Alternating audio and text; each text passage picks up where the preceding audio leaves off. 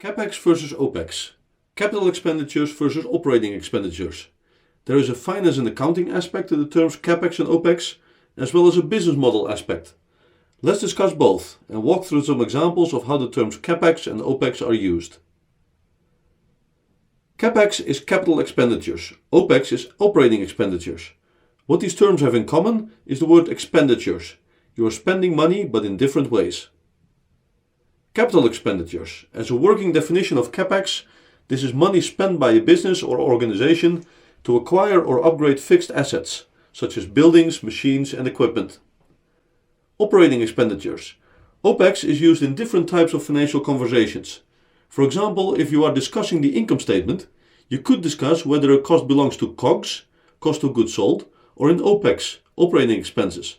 These are different sections of the income statement. In discussing CapEx versus OpEx, we are making a different comparison. If CapEx is the upfront investment to buy a fixed asset, then a working definition of OpEx is the ongoing spending to keep the fixed asset running. Here are some examples. If you are in the real estate business, a new roof for the building is very likely to qualify as CapEx spending, while window cleaning is OpEx. If you run a lab, buying new test equipment is CapEx and the maintenance of that equipment is OpEx. If you are in IT, buying servers for your own data center is CapEx. Using an external cloud service for a monthly fee is OpEx. There are many more examples. Please share them in the comment section below this video if you have any good ones. For an expenditure to be considered as CapEx, you have to own an asset. There is a threshold level for expenditures to qualify as CapEx. There must be a useful life of more than 1 year, and the asset value must be more than the minimum amount. I have worked with a company where this minimum was $2,500 and others where it was $7,000. Please check with the finance department of your company on what your minimum level is. Let's now take some less obvious examples where you would need to evaluate and argue a case whether CapEx, capitalization, would be justified. How about that part of maintenance where you are improving the performance of a machine and increase its capacity? What about software developed for internal use? What about the development phase of R&D? You could argue in all three cases that future economic benefits are generated by these projects, and according to the matching principle in finance, it would be appropriate to capitalize these costs and subsequently depreciate or amortize these assets over their useful life. Each of these cases will have to be evaluated carefully against current US GAAP or IFRS rules, depending on where your company is listed, and you will have to meet very strict criteria to apply a CapEx treatment. Why would anyone want to go through this trouble to analyze the appropriateness of CapEx versus OpEx treatment? The answer to this is, it possibly has a significant effect on your financial statements. How does CapEx affect the financial statements? Let's look at the balance sheet, the income statement and the cash flow statement. When we answer the question, does this expenditure qualify for CapEx? It meets the capitalization criteria or it does not qualify as CapEx. First of all, the CapEx spend is a cash outflow recorded in cash from investing activities. On the balance sheet, it gets accounted for as an asset in the plant and equipment category. Over the years of its useful life, the asset gets depreciated and the depreciation charge hits the income statement or P&L in each of the years of the asset's economic life. I will link to my video about depreciation if you are interested in learning how that works. How does OpEx affect the financial statements? The expenditure goes straight into the income statement as cost. On the cash flow statement, that same spending is recorded as a cash outflow in cash from operating activities. To stay with the question, does this expenditure qualify for CapEx? It meets the capitalization criteria, or does it not qualify as CapEx? Let's look at the financial effects and make a relative comparison between the CapEx and OpEx columns.